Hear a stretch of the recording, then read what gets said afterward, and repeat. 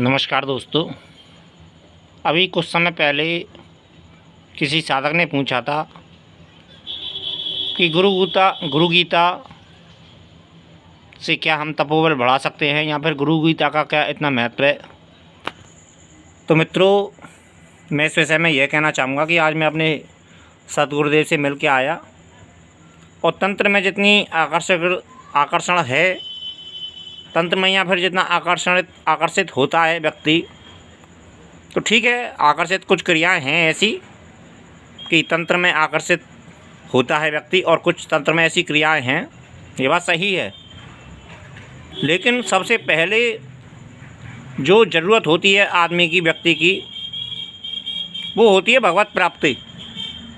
और गुरु गीता के महत्व के विषय में मैं यह कहना चाहूँगा कि उस साधक ने यह पूछा था कि क्या गुरु गीता के पाठ से हम तपोबल अर्जित कर सकते हैं या फिर हम अपनी शक्ति को बढ़ा सकते हैं।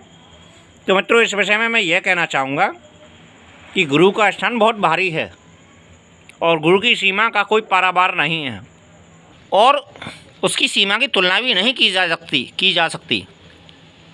ब्रह्मा, विष्णु, महेश जो तीनों देव हैं प्रमुख, वो भी गुरु आज्ञा का उल्लंघन नहीं कर सकते हैं। गुरु, मैं भी तंत्र से आकर्षित हूँ और मैं आज इसी प्रश्न का उत्तर ढूंढ के आया था, क्योंकि मैं भी आकर्षित हूँ और मैं भी कुछ विद्याओं को सिद्ध करना चाहता हूँ। लेकिन शिव जी की आराधना करने के लिए तो मुझसे मेरे गुरुदेव ने, सतगुरुदेव ने मुझसे मना नहीं किया। माँ भगवती की भी मैं आराधना करता हूँ, तो उनकी भी मैं उत्तर प्रश्न कर नहीं पाया, क्योंकि मैं किसी और मकसद से गया था, तो उसका प्रश्न मैं कर नहीं पाया। तो वो मैं जहाँ तक जानता हूँ कि माँ भगवती की भी, माँ भगवती माता काली की भी आराधना से वो अस्वीकार नहीं करेंगे और मना भी नहीं करेंगे। लेकिन जहाँ तक उस साधक का प्रश्न है कि क्या गुरु गीता से के पाठ से या फिर गुरु गीता होती है, हर गुरु की अपनी अपनी गीता होती है, हर गुरु की अपनी अपनी चालीसा होती है, हर गुरु की अपनी अपनी व्याख्या होती है, तो उससे तो कोई परहेज नहीं, उससे तो कोई गुरेज नहीं, क्योंकि गुरु गुरु होता है और गुरु का स्थान जितना भारी है उसकी व्याख्या मैं तो खैर क्या करूँगा, कोई नहीं कर सकता। क्योंकि बिना गुरु के ना तो रामचंद्र जी रहे हैं इस जगत में, ना श्री कृष्ण रहे हैं, ना राजा दशरथ रहे हैं और ना राजा हरिश्चंद्र रहे हैं, और जितने भी दैत्य हुए हैं उनके गुरु शुक्राचार्य हुए हैं। तो गुरु का तो खैर स्थान ही कुछ अलग है। गुरु के बिना सार कहाँ मिलेगा तुमको। और लेकिन यह बात सत्य है कि कुछ चीज़ संसार में आकर्षित करती हैं, लेकिन यदि हम गुरु चरणों में समर्पित हो जाएं और गुरु की बातों को पूरा समझकर, अनुग्रह करके और पर भरोसा कर और यदि हम उन पर चलें, तो गुरु गीता के पाठ से तो वो मिल सकता है जो हमें तंत्र से भी शायद नहीं मिलेगा, क्योंकि तंत्र की एक सीमाएं होती हैं, तंत्र की कुछ सीमाएं होती हैं और भक्ति की भी कुछ सीमाएं हैं। असीमित शक्ति किसी को भी नहीं मिलेगा। और एक बात हमेशा और याद रखना कि जो बड़ा बनने के फेर में रहेगा वो बड़ा नहीं बन पाएगा। यदि वो भक्त बनेगा और जन कल्याणी बनेगा तो उसको सब कुछ मिलेगा, और यदि वो बड़ा बनने के फेर में रहा, रावण बड़ा बनने के फेर में था, तो वो बड़ा नहीं बन पाया, छोटा ही बन के रह गया। भस्मासुर बड़ा बनने के फेर में था, शिव जी से ही वरदान प्राप्त करके और शिव जी को ही भस्म करना चाहता था, तो बड़ा नहीं बना और ज़्यादा समय जीवित नहीं रहा। और तत्काल शिव जी को, क्योंकि शिव जी के हरि एक ऐसे तरकस का तीर है जो कभी चूकता नहीं है। हरि शिव जी के तरकस का एक ऐसा तीर है, उनके लाखों तीर हैं। यूँ तो व्याख्या ये बहुत लंबी है, कह नहीं सकता मैं और विवरण भी नहीं दे सकता, क्योंकि शास्त्रों में भरी पड़ी है ये कथाएं। इसकी मैं व्याख्या नहीं कर सकता क्योंकि मेरी सामर्थ्य नहीं है। लेकिन बात गुरु की हो रही है, तो गुरु गीता के पाठ से जो सामर्थ्य मिल सकती है वो शायद व्यक्ति की समझ से परे है। यदि व्यक्ति श्रद्धा विश्वास से उसको अर्जित करे, क्योंकि सबसे प्रमुख ज़रूरत जो होती है संसार में वो होती है धन। समस्याएं तो गुरु मंत्र के जाप से या फिर गुरु गीता के पाठ से समस्याएं सारी समाप्त हो जाती हैं। लेकिन यदि कोई व्यक्ति पाप कर्म करेगा, तो यदि आप गुरु गीता का पाठ करें या फिर शिव जी का पाठ करें और यहाँ पर किसी और अन्य का पाठ करें, वो दंड तो आपको भुगतना पड़ेगा, क्योंकि गलती करेंगे तो आपको दंड मिलेगा। क्योंकि यहाँ राजा दशरथ ने गलती की तो उनको कुल को श्राप मिला था श्रवणकर्मा के माता पिता का, और कैकई को जो वरदान दिए थे तो उन्होंने कैकई ने समय आने पर मांग लिए। तो राम को वनवास और भरत को राजगद्दी ये मिली थी, उन्होंने ये मांग लिया। मेरे कहने का अभिप्राय जो है मैं वही कह रहा हूँ,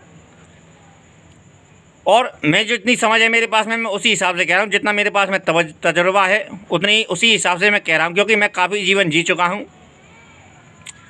मेरे लगभग 39 वर्ष की उम्र है और मैं गृहस्थ में हूँ, काफ़ी मेरे बच्चे हैं, मेरी बीवी है, और मैं गृहस्थ में जी के मैं नीचे की परिस्थिति में गिर चुका हूँ और मैं इससे ऊपर चढ़ा हूँ। तो मुझे इस बात का भी आभास है कि समाज क्या व्यवहार करता है। लेकिन साधक का प्रश्न ये है कि क्या गुरु गीता के पाठ से अपनी तपोबल बढ़ाया जा सकता है? तो मैं इसमें निसंदेह यह कहना चाहूँगा कि गुरु गुरु होता है, और गुरु की शक्ति जो होती है वो ईश्वर से जुड़ी होती है, और ईश्वर स्वयं शिव हैं। हरि श्री हरि देवों के मुख्य प्रमुख देवता हैं, और शिव जी ईश्वर हैं जो प्रथम तत्व हैं, और माता जगत जननी वो उनकी पत्नी हैं। तो शिव भगवान शिव और माता शक्ति के से ही यह जगत उत्पन्न हुआ है।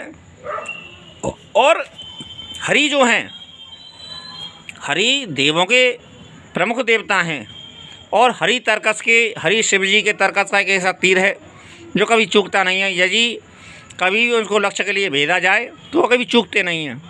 और देवों के लिए और सृष्टि के शुभ कार्य के लिए, यहाँ पे सृष्टि कल्याण के लिए हमेशा जागृत रहते हैं और हमेशा जागृत रहेंगे। लेकिन बात यहाँ तपोबल की हो रही है। गुरु चालीसा के पाठ से या फिर गुरु गीता के पाठ से किसी साधक ने बहुत समय पहले प्रश्न किया था, काफ़ी समय पहले, हफ्ता डेढ़ हफ्ता हो गया, तो मैं उत्तर नहीं दे पाया, क्योंकि किसी कारण से नहीं दे पाया तो नहीं दे पाया। तो उस साधक ने पूछा था कि क्या गुरु गीता के पाठ से तपोबल बढ़ाया जा सकता है? तो मैं निसंदेह यह कहना चाहूँगा अंतिम शब्दों में, क्योंकि वीडियो काफ़ी लंबा हो रहा है और इतना हर साधक व्यक्ति को ना तो महत्व देता है, गुरु को महत्व तो देता है, लेकिन गुरु मंत्र को महत्व नहीं देता है और तंत्र के प्रति आकर्षित हो जाता है। क्योंकि मुझसे अभी तक जितने भी बहुत कम एक यह साधक है, और इससे पहले सारी ये वही साधक है, कि कौन है पता नहीं, कह नहीं सकता।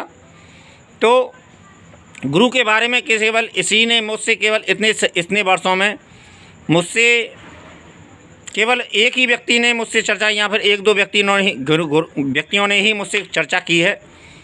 तो गुरु के विषय में तो केवल एक दो व्यक्तियों ने ही चर्चा की है, ज़्यादातर तंत्र के विषय में ही चर्चा की है। तो देखो, तंत्र अपनी जगह है, और तंत्र की कुछ गुप्त क्रियाएं होती हैं और गुप्त ही उसको रखा जाता है। लेकिन गुरु मंत्र जो होता है, ईश्वर मंत्र जो होता है, वो सर्वविख्यात है और वो सर्व में बांटा जाता है, समय बांटा जाता है। उसके लिए कोई बंधन नहीं है, और कोई बंधन शायद मेरी समझ से परे नहीं है, क्योंकि ईश्वर का तो बखान किया जाता है और ईश्वर को आदमी के प्रति जोड़ा जाता है।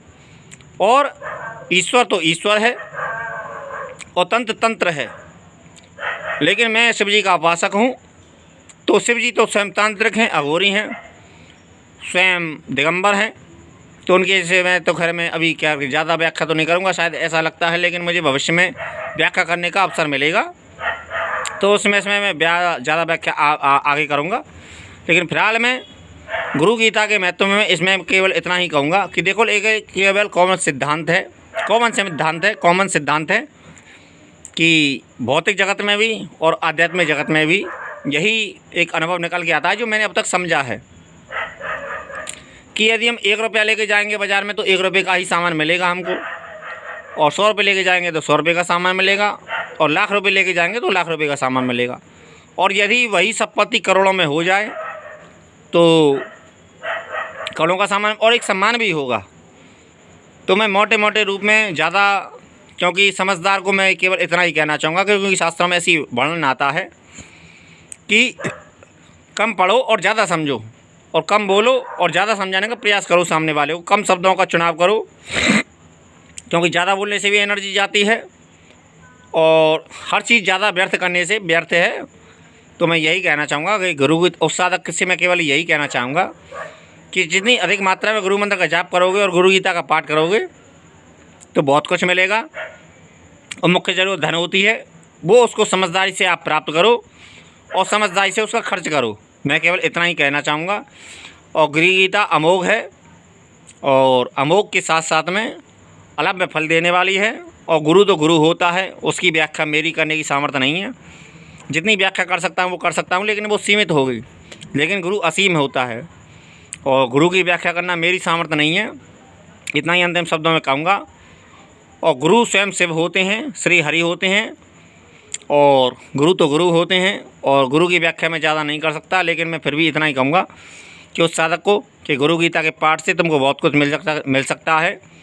लेकिन बस श्रद्धापूर्वक और जितनी तुम्हारी ज़रूरत है उसी के हिसाब से चलो। ज़्यादा चमत्कार पढ़ने के चक्कर में मत पड़ो। ज़्यादा चमत्कार ठीक नहीं है, समझे ना, क्योंकि चमत्कार आदमी को फंसा देता है। क्योंकि चमत्कार करना तो बड़ा सहज है। मैं भी ऐसी बहुत सी क्रियाओं को जानता हूँ। मैं भी यदि गुरु आज्ञा का उल्लंघन करूँ, मैं अपने गुरुदेव से बार बार यह प्रश्न करता हूँ। मैंने कई बार, तीसरी बार यह प्रश्न है मेरा, तो हमेशा उन्होंने अभी मुझसे फिलहाल में यही कहा कि अभी तंत्र क्रियाओं को छोड़ दो। और मैं भी यही समझता हूँ कि अभी तंत्र क्रिया मेरे लिए नहीं है। लेकिन मैं शिव जी की आराधना कर रहा हूँ फिलहाल में काफ़ी समय से, और माता भगवती की भी आराधना शुरुआत कर दी है मैंने। तो मैं यही कहूँगा कि महाशक्तियों को साधो और तंत्र के चक्कर में ना पड़ो।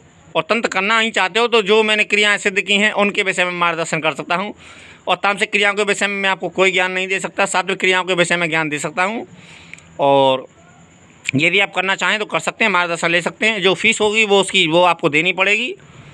और मेरा एक बात मैं कहूँगा कि किसी भी वीडियो को देखा करें तो पूरा देखा करें। धन्यवाद मित्रों, बस इससे ज़्यादा कुछ नहीं।